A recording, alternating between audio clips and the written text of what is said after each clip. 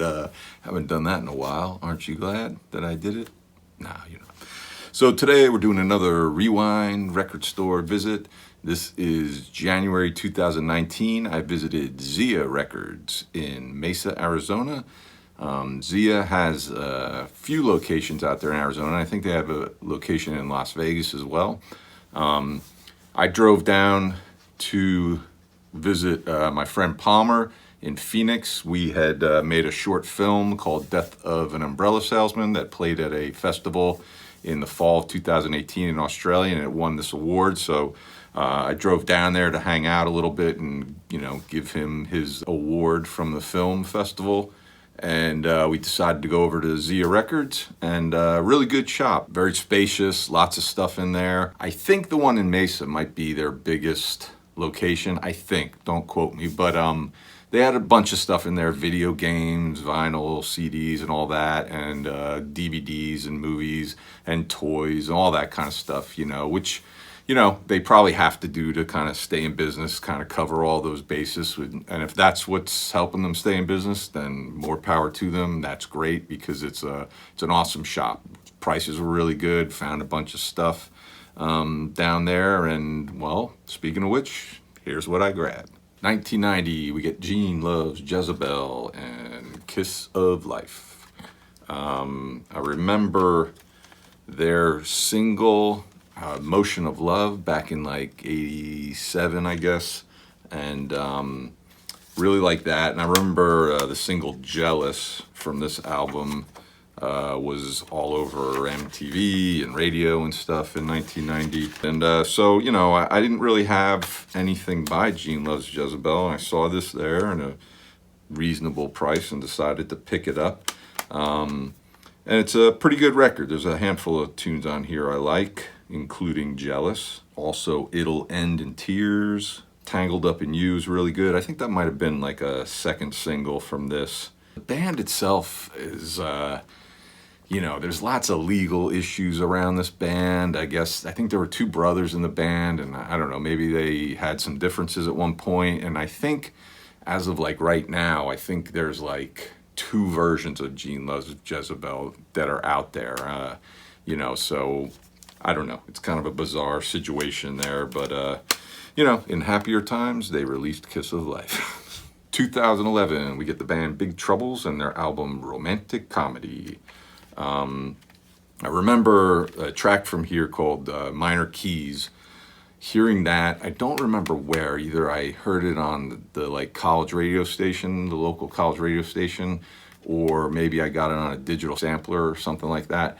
And I kind of earmarked this album like on my like want list on my app to kind of keep an eye out. So like whenever I go into record stores, I always kind of pull up my want list and see if they have any of these. And this is like a band where I kind of never really expected to find the album, and so I was kind of surprised that Zia had it. So I grabbed it, and it's pretty good. I really like it. The vocals are very kind of like dreamy, kind of airy kind of sound. I don't know. Again, I've said this before. I'm terrible with all these different like genre, you know, names like shoegaze. I don't know if you would consider them shoegaze. Maybe you would. I don't know. You'd have to listen to them and let me know. You know, aside from Minor Keys, some of the other tunes on here I dig are She Smiles for Pictures, Time Bomb, Never Mind, and Sad Girls is another track I liked. So it seems that after this record, Big Troubles was no more. I haven't really seen anything, any kind of information about what happened, or, you know, they split up and that was that. But really good record. If you like that kind of like alternative rock with those kind of dreamy kind of vocals, check out Big Troubles. 2009, we get Bishop Allen and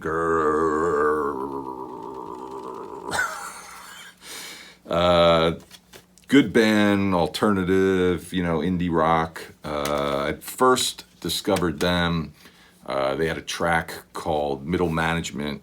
I remember the band appeared in that movie Nick and Nora's Infinite Playlist, and they appeared briefly playing the song Middle Management. I really liked that and was like, who's that? And looked it up. And then I also remember seeing like the, you know, the the lead singer, the head of this band, more or less, Justin Rice. I remember seeing him in a film. He had a bit of an acting career, a lot of these mumblecore movies and stuff.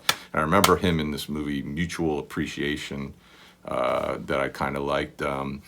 So I picked up their album, the previous album, The Broken String. Really liked that.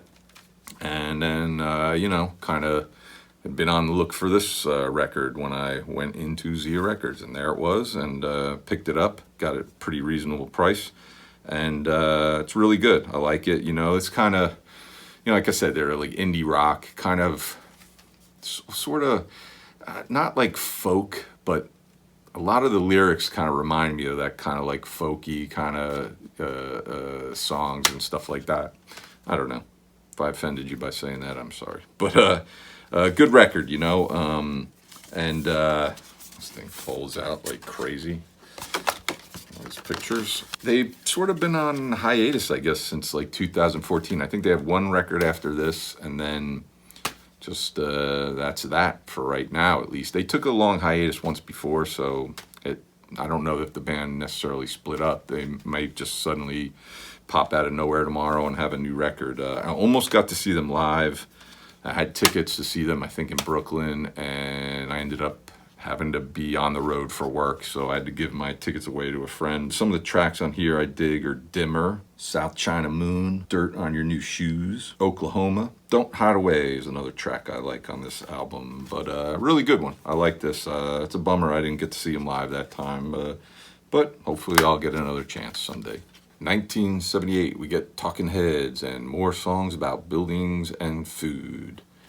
And I feel like if you've been watching my videos, I've been picking up a lot of Talking Heads studio records. Like I've said before, I had the best of by them, and I just started a little while ago just kind of picking up their studio albums one by one as I found them, and Zia, added to the collection.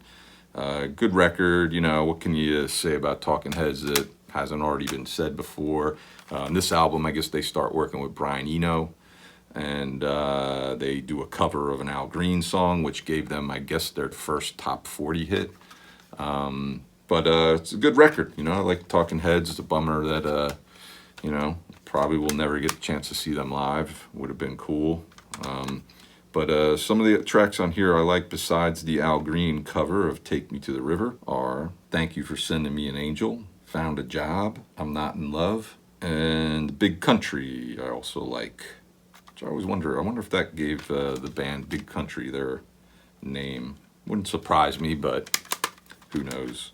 But, again, it's, Talking Heads, you can't really go wrong. Lots of good stuff.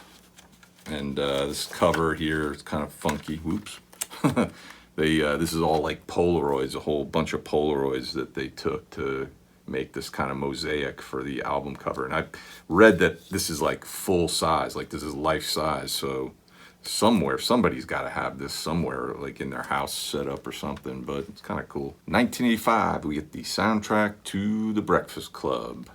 Great film. If you have not seen it, you should stop this right now and go watch it. It's a fantastic film from the 80s and holds up very well. I watched it maybe a year ago or so, and it holds up very well. I guess around 2018 maybe, I started, for whatever reason, I just started picking up a lot of the John Hughes, the soundtracks to his films that were out there. And I want to say this is the last one that I picked up. And it's okay. It's not that great. It's a lot of the songs feel a little dated to me. There's a handful of like instrumentals on here. Obviously, the tune that everybody knows from this by Simple Minds, "Don't You Forget About Me." It's the highlight of the album by far. It's a great song. The other tune on here that I really like is Fire in the Twilight by Wang Chung. The other songs with vocals, like I said, feel a little bit dated. I like Love Theme, I think, is my favorite out of all the instrumentals on here. And I always do this. I find the receipts. I always stick them in these CDs when I buy them and get home. So I was here at Zia Records on South Gilbert Road in Mesa. on January 17th, 2019 at 4:25 p.m. Where were you? But like I was saying before, this is probably my least favorite out of all the John Hughes soundtracks that I have. Surprisingly, because this movie's so like memorable and stuff, you'd kind of think the soundtrack was a lot better than it is. But like I said, it just kind of feels a little dated, a lot of the songs on here, aside from the Simple Minds and Wang Chung tune. But that is my haul from Zia Records back in 2019. If you're down that way in Arizona, by all means, you should check them out. I think you'll probably be happy with your visit.